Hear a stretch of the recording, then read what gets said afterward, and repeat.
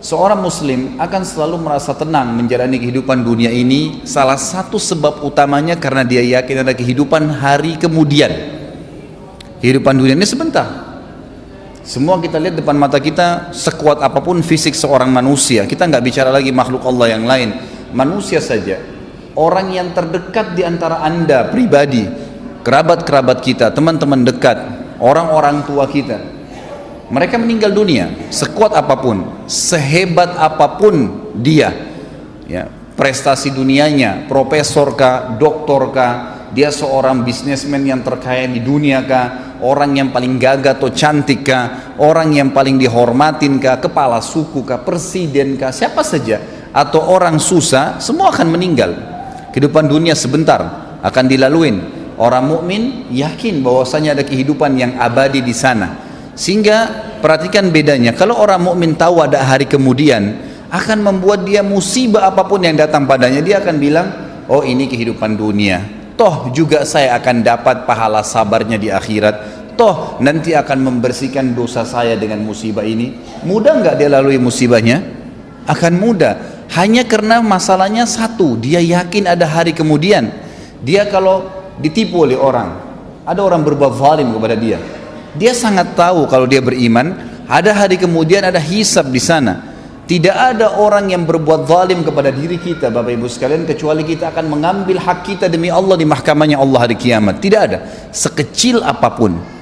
Jadi dalam tafsir ayat wa may ya'mal mithqala dzarratin khairan yara, siapa yang berbuat kebaikan sebesar biji sawi dia akan lihat hari kiamat. Kata ulama, dihadirkan di depannya tempat dia lakukan pada saat itu, jenis pekerjaannya, waktunya, seperti dia melihat sebuah cuplikan film yang dia lihat bagaimana dia melakukannya, dan dia ingat wa may ya'mal mithqala dzarratin syarran yara, dan siapa yang berbuat keburukan sekecil biji sawi pun dia akan lihat pada hari kiamat tempatnya, kapan dia lakukan, siapa yang sedang dia jahati, dan seterusnya akan diperlihatkan pada hari kiamat.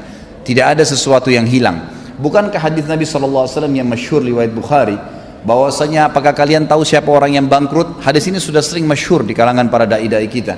Maka para sahabat mengatakan, ya Rasulullah, orang yang bisnis bangkrut, hilang dirham dan dinarnya. Kata Nabi SAW, bukan, itu kecil kalau cuma dirham dan dinarnya yang habis, rupiahnya habis, tokonya bangkrut, itu kecil, tidak ada masalah sebenarnya. Tapi orang yang bangkrut yang sebenarnya adalah orang yang datang hari kiamat membawa pahala sholat lengkap, pahala puasa lengkap, pahala haji, pahala sedekah, banyak sekali.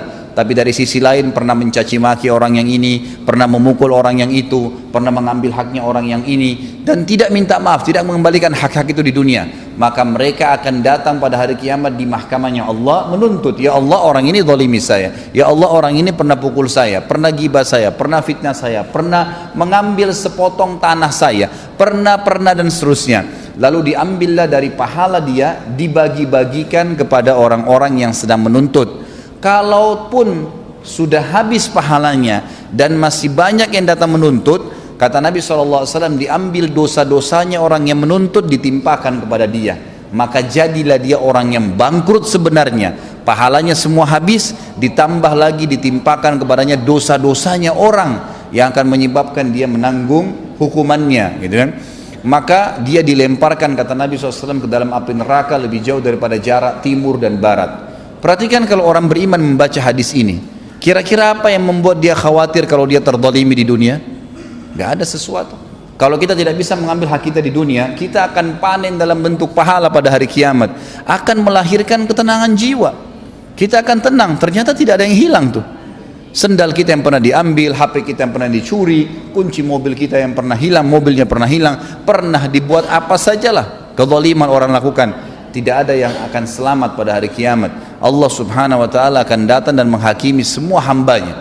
Sampai kata Nabi SAW di dalam hadis yang sahih, kalian akan berbicara dengan Tuhan kalian tanpa ada penterjemah di antara kalian pada hari kiamat, dan Allah akan menghakimi semua hamba-hambanya pada hari itu. Semuanya, tidak terkecuali, tidak ada yang bisa lolos pada saat itu.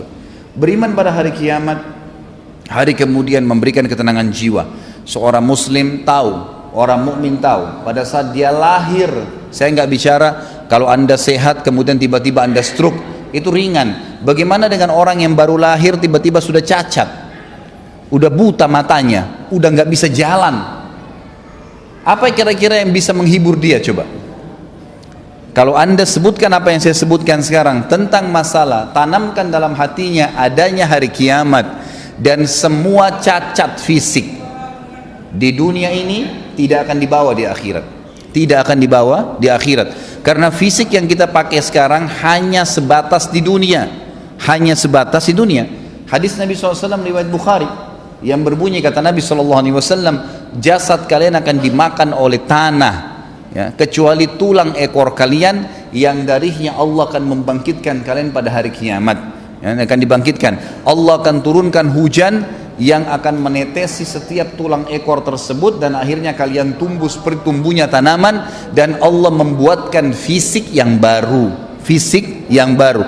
Apa kata Nabi SAW? Semua laki-laki Allah akan berikan fisik seperti ayahnya Adam, 60 siku ke langit. Jadi fisik yang kita pakai sekarang ini cuma sebentar di dunia. Mau cacat, mau sempurna, mau gagah, mau cantik, itu sebentar duniawi. Di akhirat kita akan punya fisik baru. Posternya semua laki-laki seperti Nabi Adam, 60 siku ke langit artinya 27,5 meter.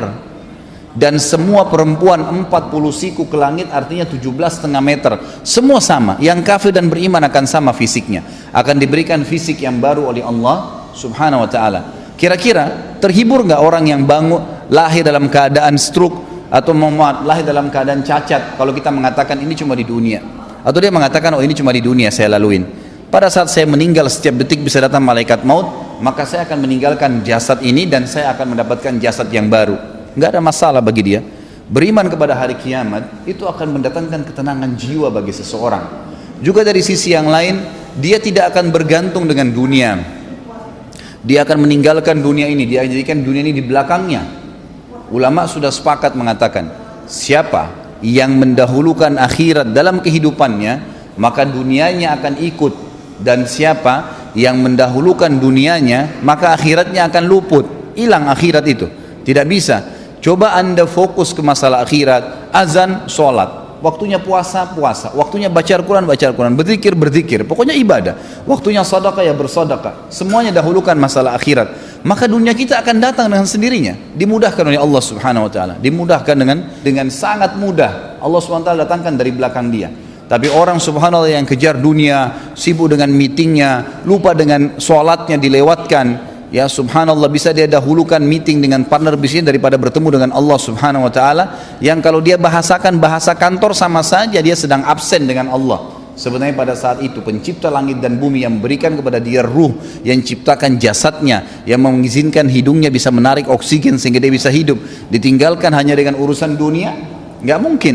Tapi orang kalau yakin dengan hari kiamat, dia tahu ada Allah SWT akan menghisab pada saat itu, dia akan lebih mendahulukan masalah akhiratnya. Dunia akan jadi kecil bagi dia.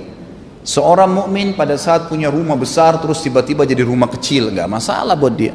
Nggak masalah buat dia, nggak ada masalah karena semua yang dia tahu dunia sebentar, gitu kan? Sisi yang lain lagi, orang yang beriman kepada hari kiamat ini akan termotivasi jemaah sekalian untuk melakukan amal-amal saleh, sibuk dengan amal saleh. Nggak ada waktu bagi dia untuk berbuat dosa.